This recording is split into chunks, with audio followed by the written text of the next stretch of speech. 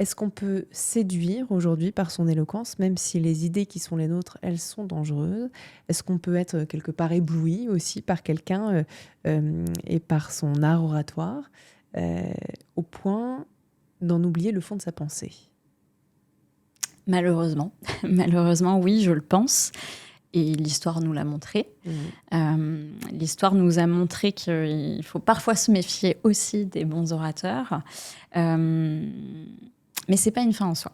Je vais le raconter parce qu'on en a discuté un petit peu pour préparer l'émission. Ça nous est arrivé il y a peu de temps. Nous, Eloquentia, on intervient, je vous le disais, dans plein de domaines, donc essentiellement en milieu scolaire, mais aussi dans des programmes spécifiques auprès de publics variés qui peuvent être des jeunes prometteurs dans des parcours d'excellence, des personnes éloignées de l'emploi ou des jeunes sous main de justice.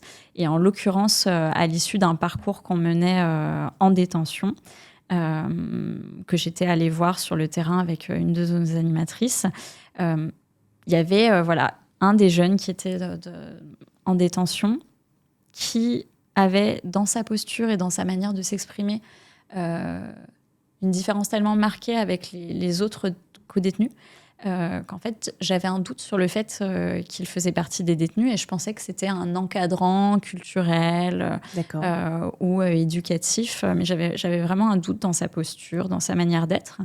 Et quelqu'un qui participait énormément. Il vous inspirait confiance, en fait. Qui inspirait confiance, exactement, qui se mettait à disposition, qui aidait les autres. Et quelques temps après ce parcours, je reçois un appel de l'animatrice pédagogique qui avait animé ce parcours et qui avait besoin d'en discuter, de se livrer, notamment parce que seul moi avais vécu la scène avec elle. Et elle me dit, écoute, il y avait une affaire à ce moment-là très médiatisée de violences sexuelles qui avait fait pas mal de bruit. Et donc, le nom de cette personne était sorti. Et elle me dit, mais c'est la personne dont tu me parlais qui était avec nous. Et ça l'avait beaucoup heurté de se dire que peut-être à travers nos interventions, on allait donner des clés à quelqu'un qui pouvait potentiellement faire du mal. Et mon retour là-dessus, c'est que c'est vrai que ça peut être très perturbant. Donc,